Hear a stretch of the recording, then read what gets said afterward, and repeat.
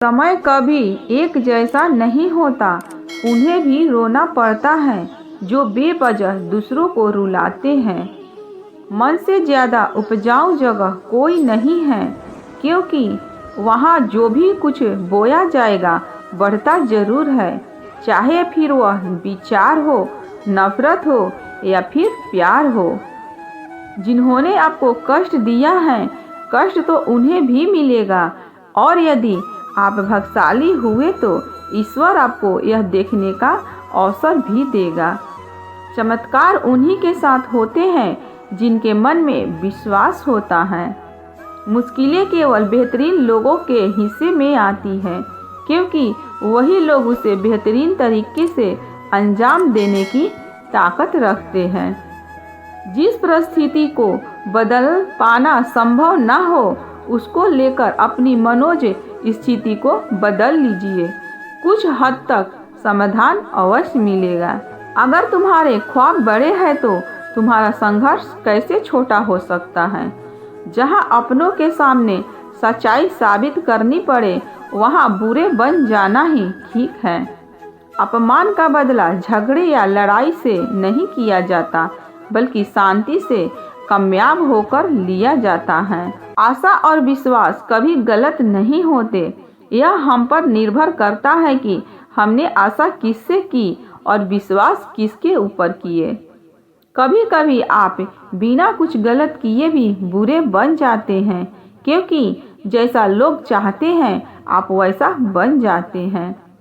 श्री कृष्ण कहते हैं कि जो लोग किसी सच्चे व्यक्ति का दिल तोड़कर किसी तीसरे के पास खुशी ढूंढने के लिए जाते हैं, वह अक्सर धोखा खाते हैं।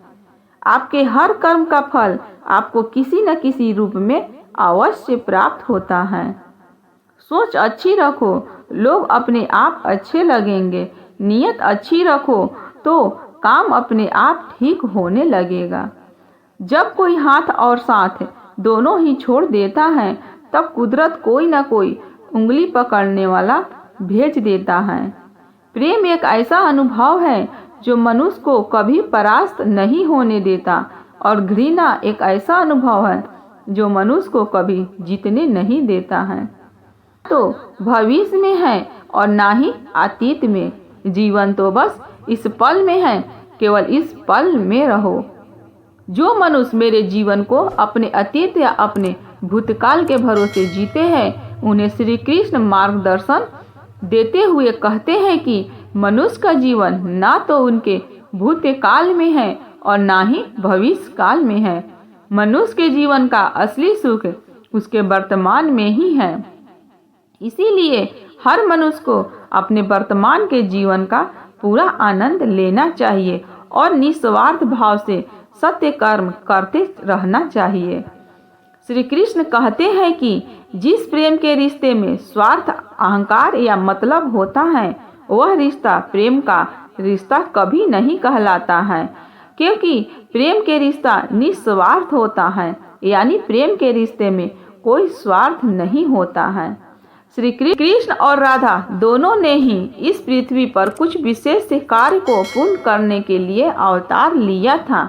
उन दोनों का मिलना और मिलकर बिछड़ना एक प्रक्रिया मात्र थी, जो पहले से निश्चित थी, और इसी प्रक्रिया के माध्यम से उन्होंने प्रेम के वास्तविक रूप को इस संसार को समझाया है।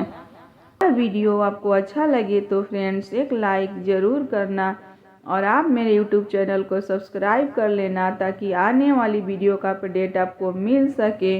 Bye bye friends.